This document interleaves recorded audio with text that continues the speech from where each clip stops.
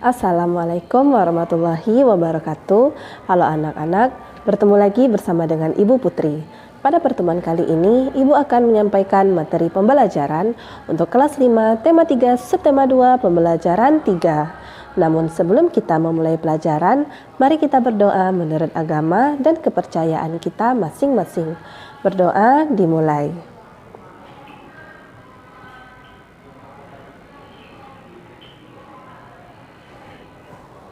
Berdoa selesai. Sebelum Ibu menyampaikan materi pembelajaran kita pada hari ini, Ibu akan menyampaikan tujuan pembelajaran yang harus kamu capai pada hari ini. Tujuan pembelajaran yang pertama yaitu siswa dapat mengetahui aktivitas masyarakat sekitar dalam upaya pembangunan sosial budaya. 2. Dengan mengamati lingkungan sekitar, siswa dapat mengetahui aktivitas masyarakat sekitar dalam upaya pembangunan sosial budaya. 3. Siswa dapat mengetahui keanekaragaman adat istiadat di lingkungan sekitar. 4. Siswa dapat menyebutkan ciri-ciri bahasa iklan media elektronik. Berdasarkan gambar berikut ini, jawablah pertanyaan-pertanyaan berikut.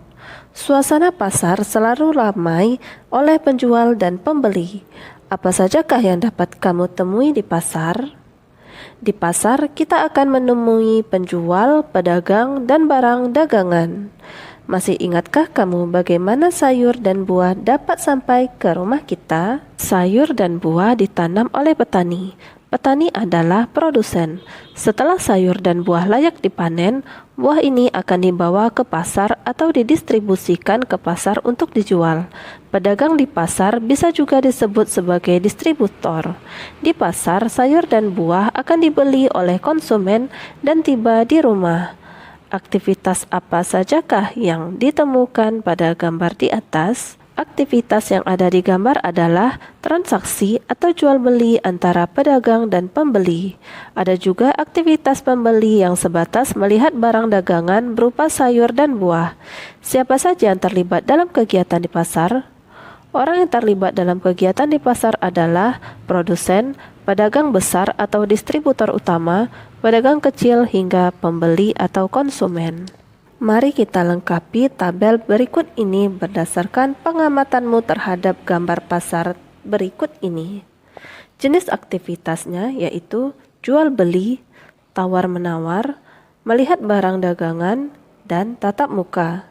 Pelaku aktivitas yaitu pedagang dan pembeli.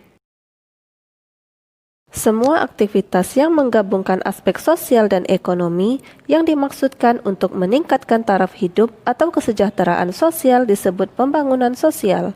Kesejahteraan sosial tidak hanya berkenaan dengan terpenuhinya kebutuhan material, tetapi juga spiritual. Dengan demikian, memungkinkan semua warga negara untuk mengembangkan dirinya. Perbedaan apa sajakah yang dapat kita temukan di pasar? Perbedaan dapat ditemukan di pasar adalah pedagang yang memiliki barang dagangan berbeda-beda. Pembeli juga membeli barang dengan jenis berbeda. Apakah orang-orang yang beraktivitas tersebut memiliki kebiasaan yang sama? Setiap orang yang beraktivitas di pasar memiliki kebiasaan yang berbeda. Setiap pedagang menjual barang berbeda dengan jenis konsumen yang juga berbeda. Konsumen juga memiliki kebutuhan berbeda sehingga setiap orang yang belanja di pasar akan mencari kebutuhan yang sesuai dengan mereka. Kebiasaan yang mengikat masyarakat dan berlangsung dalam jangka waktu cukup lama dikenal dengan adat istiadat. Adat istiadat merupakan kebiasaan sosial yang sejak lama ada di dalam masyarakat dan bertujuan mengatur tata tertib dalam masyarakat tersebut. Adat istiadat setiap kelompok masyarakat bisa sama atau berbeda satu dengan yang lain.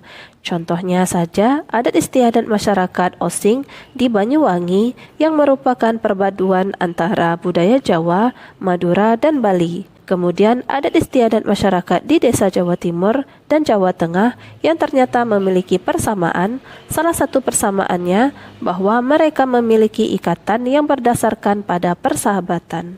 Berikut adalah contoh kebiasaan atau adat istiadat dari beberapa daerah seperti daerah Nanggro Aceh, Darussalam. Adat istiadat yang dilakukan seperti Peu Sijuk, merupakan salah satu tradisi leluhur masyarakat Aceh sebagai bentuk rasa syukur atas anugerah Allah pada saat acara pernikahan, kelahiran, naik haji, menempati rumah baru, dan lain-lain. 2. Nama provinsi dari Sumatera Utara, adat istiadatnya, tradisi Mangkokal Holi berarti mengambil tulang belulang dari leluhur mereka dari dalam kuburan, lalu ditempatkan di dalam peti dan diletakkan dalam buah bangunan tugu khusus untuk menyimpan tulang belulang leluhur. 3. Sumatera Barat, adat istiadatnya, perayaan Tabui merupakan tradisi masyarakat Pariaman, Sumatera Barat untuk memperingati meninggalnya cucu Nabi Muhammad, Hasan dan Husein. 4. Nama provinsi dari Riau, adat istiadatnya, Balimau Kasai adalah upacara tradisional bagi masyarakat Kampar di Provinsi Riau untuk menyambut bulan suci Ramadan. Balimau sendiri bermakna mandi dengan menggunakan air yang dicampur jeruk yang oleh masyarakat setempat disebut limau. 5. Nama provinsi dari Kepulauan Riau, adat istiadatnya bertepuk tepung tawar, merupakan prosesi adat dengan tujuan memberikan berkah untuk mencapai keselamatan dan kesejahteraan, menghapus sial, majal, dan duka nestapa agar terhindar dari orang yang akan ditepuk tepung tawar. Tahukah kamu apa itu sisingan? Bacalah informasi di bawah ini. Pertunjukan sisingan merupakan sebuah pertunjukan yang membutuhkan kerjasama, kekompakan, kerja keras, ketertiban, dan ketekunan. Semua orang dari segala lapisan masyarakat yang beraneka ragam dapat ikut dalam iringan-iringan tersebut. Iringan-iringan dilakukan sambil mengitari kampung hingga akhirnya iringan kembali ke tempat semula. Tanpa adanya kerukunan, tentunya kerjasama yang baik tidak akan dapat terwujud. Perhatikanlah iklan berikut ini dengan seksama. Masih ingatkah kamu dengan iklan media cetak? Saat mengamati contoh iklan di depan, apa isi pesan yang dapat kamu temukan dalam kalimat di depan? Isi pesan yang dapat kamu temukan pada kalimat di depan yaitu hidup rukun cermin bangsa Indonesia. Apa jenis bahasa yang digunakan dalam iklan tersebut? Apa yang membuatnya sama atau berbeda dengan kalimat percakapan sehari-hari? Bahasa yang digunakan pada iklan di atas menggunakan ragam bahasa resmi. Jika percakapan sehari-hari memiliki bahasa yang berbeda dengan iklan media cetak, maka iklan media elektronik juga memiliki bahasa yang bisa jadi berbeda dengan iklan media cetak. Berikut adalah contoh iklan media cetak dan contoh iklan media elektronik.